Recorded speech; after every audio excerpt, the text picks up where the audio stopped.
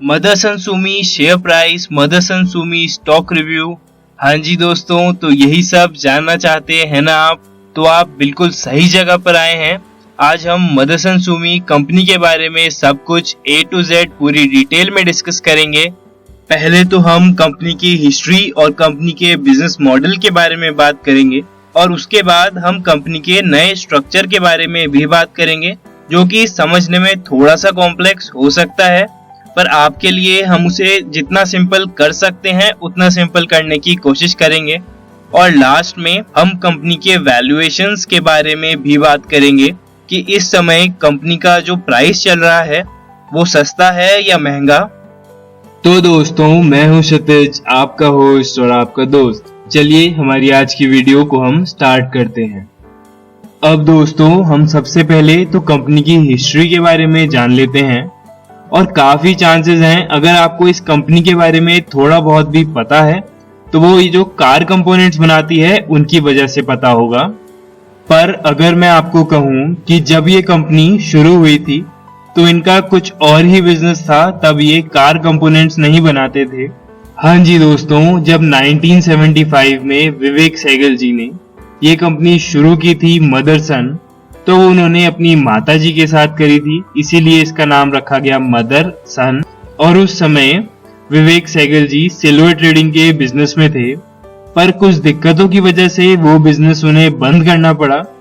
और फिर उन्होंने सोचा कि चलो अब अपना हाथ वायर मैन्युफैक्चरिंग के बिजनेस में आजमा कर देख लेते हैं। और फिर वो वायर मैन्युफैक्चरिंग के बिजनेस में आ गए। पर तब तक वो जो वायर्स बनाते थे वो घरों के लिए होती थी, ना कि गाड़ियों के लिए। अब दोस्तों चलो आप लोगों को एक छोटी सी स्टोरी सुना देता हूँ। पहले दोस्तों, जो सहगल जी हैं, जब वो 8 साल के थे तो उनके पिताजी ने उन्हें एक टॉय कार दिलाई जो कि बैटरी से चलती थी। और थोड़े समय के बाद उनकी उस टॉय कार की बैटरी हो गई खत्म। और उस समय बैटरीज काफी ज्यादा महंगी आती थी, तो उन्होंने थोड़ा सा दिमाग लगाया और सोचा कि यार अब क्या करूं, बैटरी के पैसे अब कहां से आएंगे। और उसके बाद उन्होंने एक आइडिया निकाला कि मैं अब ये जो मेरी कार है ये अपने दोस्तों को किराए पर देना शुरू कर देता हूं खेलने के लिए, और उनसे 8 आना चार्ज कर लिया करूंगा इसके बदले।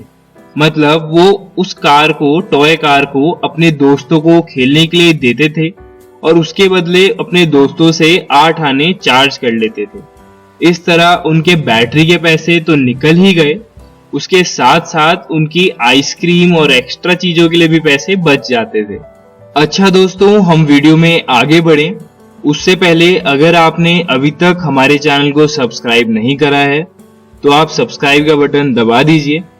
और अगर आपने अभी तक अपना डीमैट अकाउंट भी नहीं खुलवाया तो डिस्क्रिप्शन में आपको डीमैट अकाउंट ओपनिंग के लिए एक लिंक मिलेगा, आप उस लिंक के थ्रू अपना डीमैट अकाउंट भी खुलवा सकते हैं। अब दोस्तों, सहगल जी बताते हैं कि उनका कार्स के बिजनेस से पैसे कमाने का मन तो हमेशा से था, पर उन्हें ये मौका मिला 1983 में, जब मारुति अपनी कार्स बेचना स्टार्ट कर रही थी इंडिया में। और दोस्तों, उस समय तक मारुति अपनी कार्स के सारे कंपोनेंट्स बाहर से मंगवाती थी, इंपोर्ट करवाती थी। और ये देखते हुए इंडियन गवर्नमेंट ने मारुति को कहा कि हम चाहते हैं आप ये कंपोनेंट्स इंडिया से ही लें, इंडिया में ही मैन्युफैक्चर करवाएं। बोले तो मेक इन इंडिया, और इससे फायदा ये होगा कि यहाँ पर भी अच्छा खासा बिजनेस हो पाएगा और इंडिया में भी काफी सारी जॉब्स जनरेट होंगी। अब सहगल जी ने ये नोटिस करा और सहगल जी ने इसे एक अपॉर्चुनिटी की तरह देखा। उसके बाद सहगल जी मारुति के पास गए और उन्होंने मारुति वालों को बताया कि वो उनकी हेल्प कर सकते हैं वायर हार्नेस बनाने में। तो मारुति ने कहा कि आप हमें एक प्रोटोटाइप बनाकर दिखा दीजिए, अगर हमें आपका प्रोटोटाइप अच्छा लगेगा तो हम आपको ऑर्डर्स दे देंगे। अब आप सोच रहे होंगे कि बाकी सब तो हम समझ गए, पर ये वायर हार्नेस क्या होता है। तो देखिए, जैसे कार्स में हम देखते हैं काफी सारी केबल्स और काफी सारी वायर्स होती हैं। अब उन्हें कार्स में ऐसे ही खुला तो नहीं छोड़ सकते, क्योंकि अगर उन्हें ऐसे ही खुला छोड़ दिया तो एक तो वो अच्छी नहीं लगेंगी दूसरा, उनकी वजह से काफी दिक्कतें भी हो सकती हैं, इसलिए उन्हें एक असेंबली में फिट करा जाता है और उसी असेंबली को हम वायर हार्नेस के नाम से जानते हैं। तो इसके बाद सहगल जी और उनकी टीम ने जैसे तैसे वायर हार्नेस का एक प्रोटोटाइप बनाया और मारुति वालों को दिखाया। अब ये प्रोटोटाइप मारुति वालों को काफी ज्यादा पसंद आया, जिसके बाद मारुति ने सहगल जी और उनकी टीम को एक ऑर्डर दे दिया। पर अब एक दिक्कत थी कि इनकी टीम को एक्सपर्टीज तो थी ही नहीं वायर हार्नेस बनाने में, इसीलिए सहगल जी अगले हफ्ते ही जापान गए और वहां पर जाकर उन्होंने एक कंपनी है सुमितोमो नाम से, उसके साथ एक जॉइंट वेंचर शुरू करा और इसीलिए आज की डेट में हम इस कंपनी को मदरसन सुमी नाम से जानते हैं। इसके बाद दोस्तों एक समय ऐसा आ गया था जब मदरसन सुमी का 80% रेवेन्यू सिर्फ और सिर्फ मारुति से ही आता था और ऐसा बिजनेस काफी ज्यादा रिस्की हो जाता है जिसका इतना ज्यादा बिजनेस सिर्फ एक ही जगह से आता हो, क्योंकि अगर कल को मारुति ने बिजनेस देना बंद कर देती तो इनका बिजनेस तो पूरी तरह ठप ही हो जाता। इसलिए ही इन्होंने सोचा कि अब हमें अपने बिजनेस को थोड़ा सा डाइवर्सिफाई करने की जरूरत है और भी कार के पार्ट्स बनाने चाहिए। उसके लिए ये कंपनी काफी सारे एक्विजिशंस करने लगी और अपनी कंपनी को और भी ज्यादा एक्सपैंड करने के लिए, अपनी कंपनी को और भी ज्यादा ग्रो करने के लिए अब ये इंटरनेशनल मार्केट्स को भी टारगेट करना शुरू कर रहे थे। इन्होंने सेम ही तरीका अपनाया इंटरनेशनल मार्केट्स में भी। ये वहां पर जाकर जॉइंट वेंचर्स करते थे लोकल कंपनीज के साथ और कार कंपनीज के लिए पार्ट्स बनाना शुरू कर देते थे। इन्होंने अपने बिजनेस को एकदम सिंपल ही रखा, जहां भी कंट्री में जाते थे वहीं पर पार्ट्स बनाते थे, फालतू के इंपोर्ट एक्सपोर्ट के झंझट में नहीं फंसे। चलिए दोस्तों, अब हम इस कंपनी के सेगमेंट ब्रेकअप पर थोड़ी सी नजर डाल लेते हैं। ये कंपनी 5 सेगमेंट्स में बिजनेस करती है।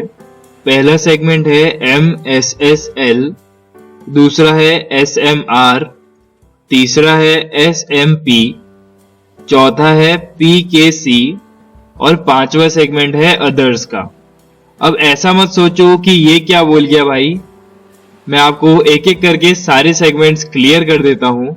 इस कंपनी का पहला सेगमेंट जो कि MSSL था, उससे कंपनी का 11.7% रेवेन्यू आता है और आपको याद होगा हमने वीडियो में इस सेगमेंट के बारे में पहले डिस्कस भी करा था।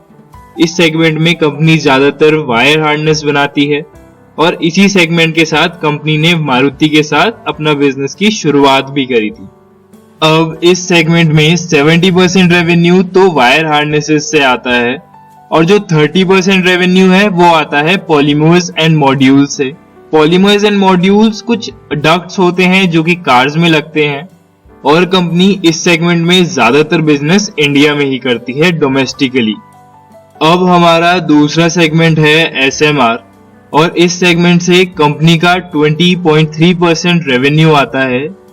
इस सेगमेंट में ये कंपनी रियर व्यू मिरर्स बनाती है और सिर्फ रियर व्यू मिरर्स ही नहीं, आजकल जो इतने फीचर्स आने लगे हैं रियर व्यू मिरर्स में, उसकी टेक्नोलॉजी भी ये कंपनी इसी सेगमेंट में बनाती है। अगला सेगमेंट है SMP और इस सेगमेंट से कंपनी का काफी ज्यादा रेवेन्यू आता है। पूरे 46.4% रेवेन्यू इसी सेगमेंट से आता है।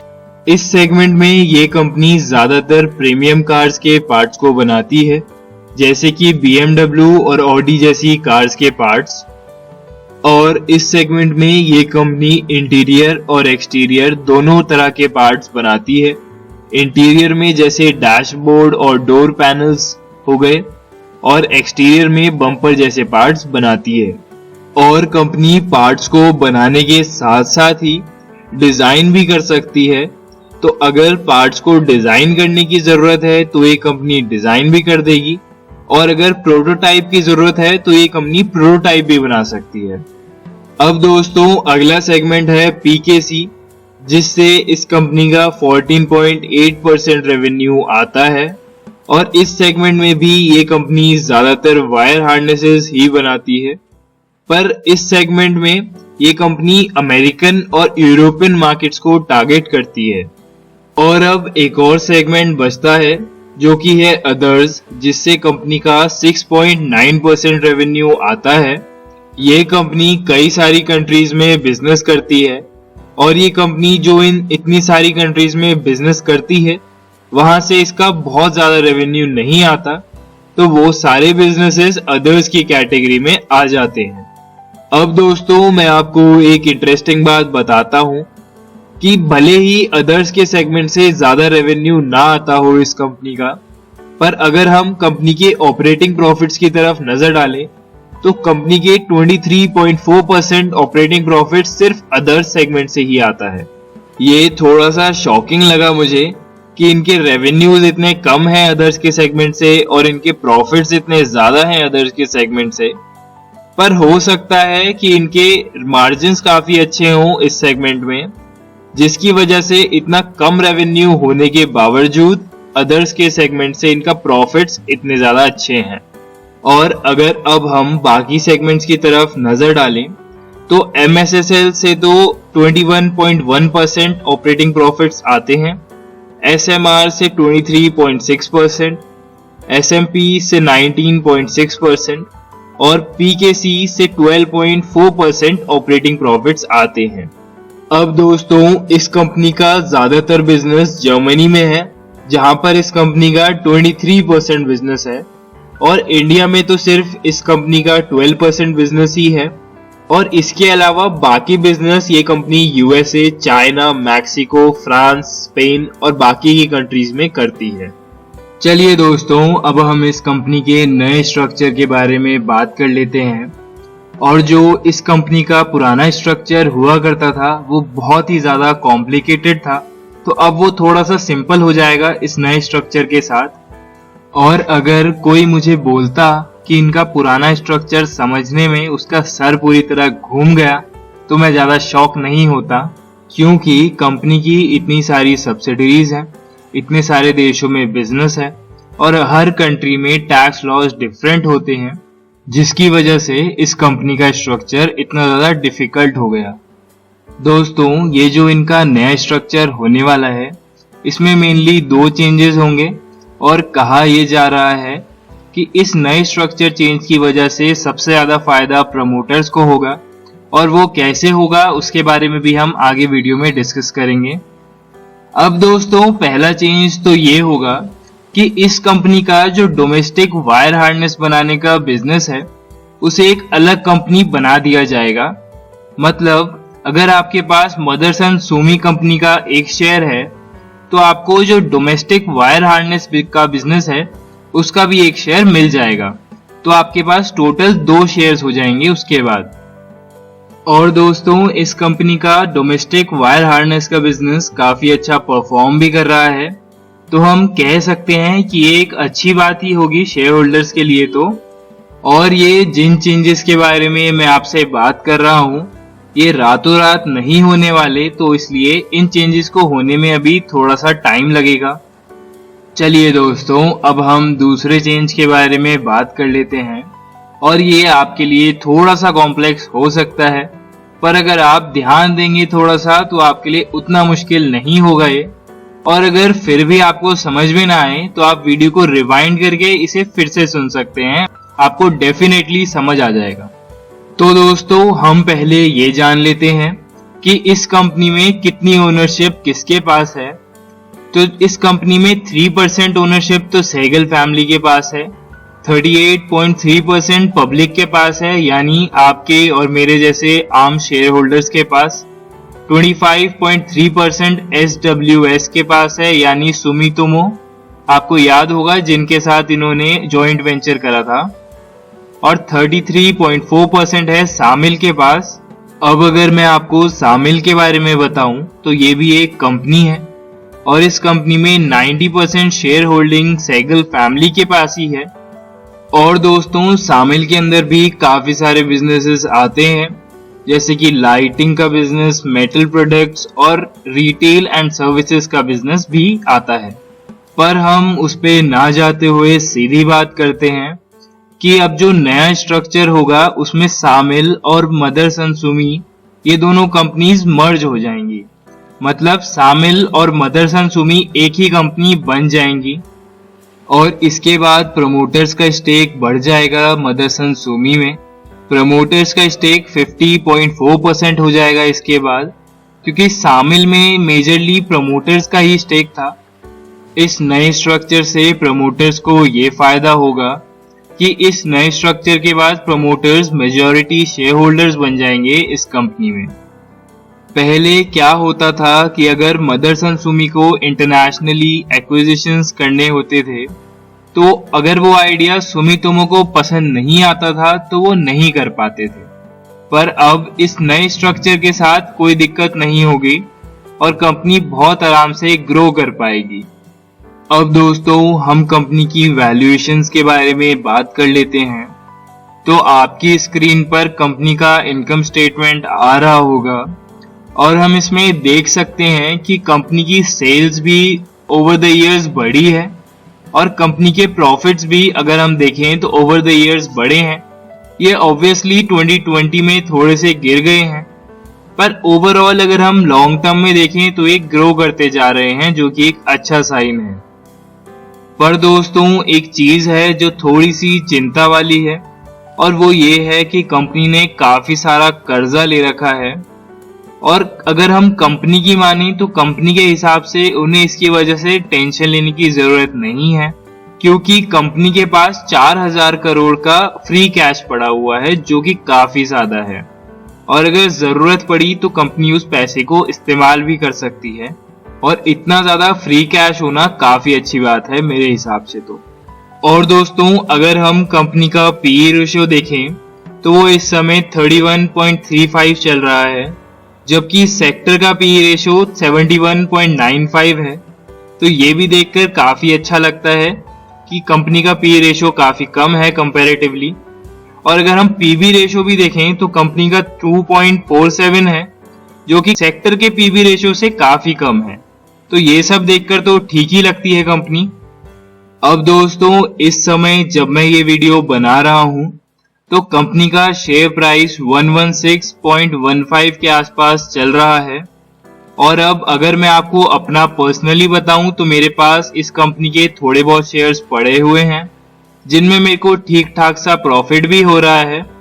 पर अब मैं फिलहाल तो इस शेयर में और इन्वेस्ट करने का नहीं सोच रहा हूं, क्योंकि अभी मुझे नहीं पता कि ये लॉन्ग टर्म में जो नए स्ट्रक्चर रूल्स आए हैं कंपनी को किस तरह अफेक्ट करेंगे। तो थोड़ी सी अगर क्लियरिटी मिले लॉन्ग टर्म में तो उसके बाद ही मैं इसमें और इन्वेस्ट करने का प्लान करूंगा। और दोस्तों जाते जाते बस इतना कहना चाहूंगा लास्ट में कि इस वीडियो को लाइक और शेयर जरूर कीजिएगा। उन लोगों के साथ तो जरूर शेयर कीजिएगा जिन्हें शेयर मार्केट और इस कंपनी में इंटरेस्ट है। Thank you so much for watching this video.